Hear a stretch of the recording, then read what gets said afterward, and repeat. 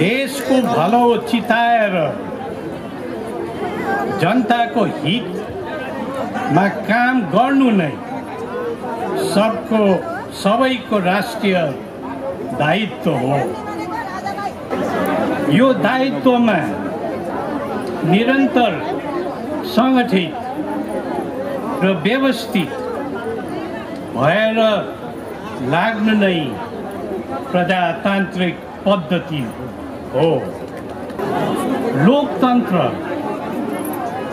जनतन्त्र, गणतन्त्र, समाजवाद, जनवाद, विज्ञानवाद, वैज्ञानिकवाद, भौतिकवाद आदि जे शब्द भने पनि मूल कुरा देश, जनता, समाज, समुदाय र समूहको सर्वोत्तम सेवा र सम्मान नै हो। विश्वव्यापी प्रचलनमा रहेको आधुनिक प्रजातन्त्रको सही अर्थ जनतालाई केन्द्रमा राखेर सुशासन र विकास नै हो।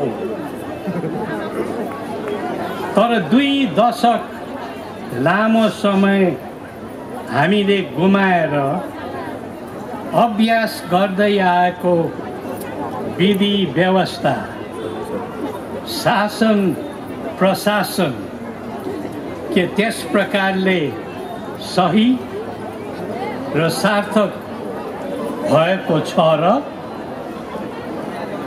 हामी जहाँ जान्छौँ, जे सुन्छौँ र जस्तो देख्छौँ त्यसबाट थाहा पाउँछौँ आज कुरा धेरै, काम थोरै भएको छ।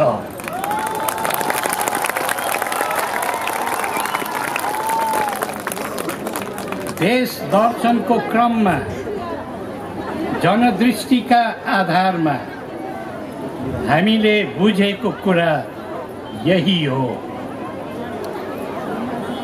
नेपाल र नेपालीको सही हित चाहने हाम्रा मित्रहरूले पनि यस्ता कुरा गहिरिएर सोचिरहेका छन्। जनताले रोजेको, जनताले खोजेको र जनताले सोचेको अनुसार जब हुँदैन तब त्यस्तो पद्धति केही समयको बिकाउ मात्र हुन्छ, टिकाउको हुँदैन।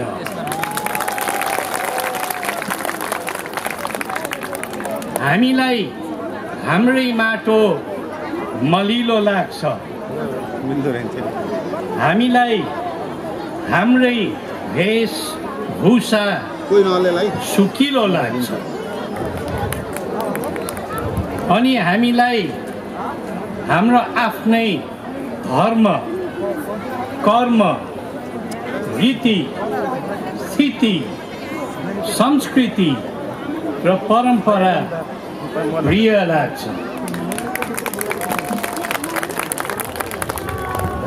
आफ्नो पहिचान हाम्रो शान हो। आफ्नो मौलिकता र सभ्यता हाम्रो स्वाभिमान हो। त्यसैले कसैको अगाडि लम्पसार परेर बाँच्नु हाम्रो अपमान हो। अब सोचौं के गर्दा देशको राम्रो हुन्छ।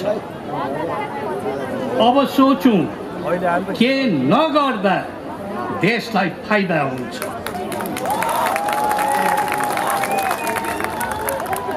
राष्ट्रवाद फस्टाउनुलाई राष्ट्र प्रेमको खाँचो चाहिन्छ।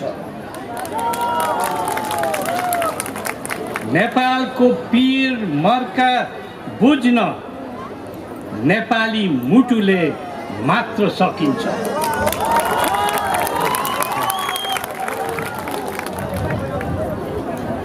अब हामी भन्दछौँ मिलौँ, हामी सबै मिलौँ। त्यसैले हामी भन्दछौँ जुटौँ, हामी सबै एक भएर जुटौँ। त्यसैले हामी भन्दछौँ हामी नफुटौँ र परस्परमा सहकार्य गरेर विकासका निम्ति डटौँ। त्यसैले फेरि पनि भन्छौँ जुटौँ, खटौँ र डटौँ। स्वधर्मबाट हटेर होइन, त्यसमै एकजुट भएर राष्ट्रका निम्ति एक साथ अघि बढौँ।